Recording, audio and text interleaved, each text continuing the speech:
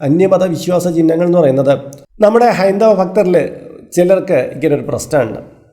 മറ്റ് മത വിശ്വാസത്തിൽപ്പെട്ട ചിഹ്നങ്ങളും ചിത്രങ്ങളും ഒക്കെ കൊണ്ടുവന്ന് നമ്മുടെ പൂജാമുറിയിൽ വെച്ച് പൂജിക്കും. നോക്കൂ, ദൈവിക ഭക്തിയിൽ ഏകാഗ്രമാകണമെന്നാണ് പറയണത്. ഒന്നിലേക്ക് തന്നെ ഉറച്ച് വിശ്വസിക്കണമെന്നാണ് പറയുന്നത്.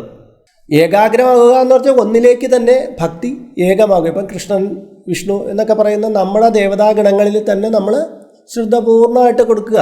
ഇപ്പം നമ്മുടെ ഹൈന്ദവതയിലുള്ള ഈശ്വര ചിഹ്നങ്ങളും ഈശ്വരീയ മന്ത്രങ്ങളിലേക്ക് നമ്മൾ ഏകാഗ്രമാവുക. ഇപ്പം നിങ്ങൾ മറ്റൊരു മതവിശ്വാസത്തിലാണ് നിങ്ങൾ വിശ്വസിക്കുന്നത്, നിങ്ങൾ അതിലേക്ക് മുഴുകുക.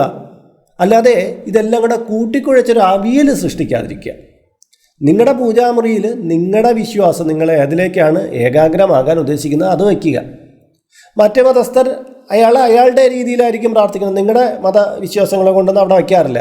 അയാൾക്കറിയാം അയാളുടെ ലക്ഷ്യം. പിന്നെ നിങ്ങളെന്തിനാണ് എല്ലാത്തിനും കൂടെ വലിച്ച് ഒന്നിലേക്ക് വെക്കണേ? മുന്നേ ഒരു വീഡിയോയിൽ ഞാൻ പറഞ്ഞിട്ടില്ലേ, എൻ്റെ ദൈവത്തിന് ശക്തിയില്ലെങ്കിൽ അന്യ ദൈവം എന്നെ സഹായിച്ചോട്ടെ. നിങ്ങളെ സഹായിക്കാൻ ഒരാളും കിട്ടില്ല. അങ്ങനെ ചിന്തിക്കുന്ന ഒരാളെ സഹായിക്കൊന്നും കിട്ടില്ല. കാര്യം നിങ്ങൾക്ക് ഒന്നിലും വിശ്വാസമില്ല എന്നാണ് അർത്ഥം. അന്യമതസ്ഥരെ നമുക്ക് ബഹുമാനിക്കാം, അവരെ സ്നേഹിക്കാം, എല്ലാം ആവാം. പക്ഷെ പൂജാമുറിയിൽ നിങ്ങൾ ഒന്നിലേക്കാണ് നിങ്ങളുടെ ഭക്തിയെ കൊടുക്കാൻ ഉദ്ദേശിക്കുന്നതെങ്കിൽ, നിങ്ങൾക്ക് ആഴത്തിലാണ് നിങ്ങളുടെ ഭക്തിയെ കൊടുക്കാൻ ഉദ്ദേശിക്കുന്നതെങ്കിൽ നിങ്ങൾ വിശ്വസിക്കുന്ന കാര്യത്തിലേക്ക് മാത്രം കൊണ്ടുപോകുക. നിങ്ങൾക്ക് പലതിലേക്കാണ് വിശ്വാസം ഉണ്ടെങ്കിൽ നിങ്ങളുടെ ഭക്തിയെ അല്ല എന്ന സാരം അത് നിങ്ങളുടെ ഈശ്വര വിശ്വാസത്തെ കുറയ്ക്കുന്നതായിരിക്കും.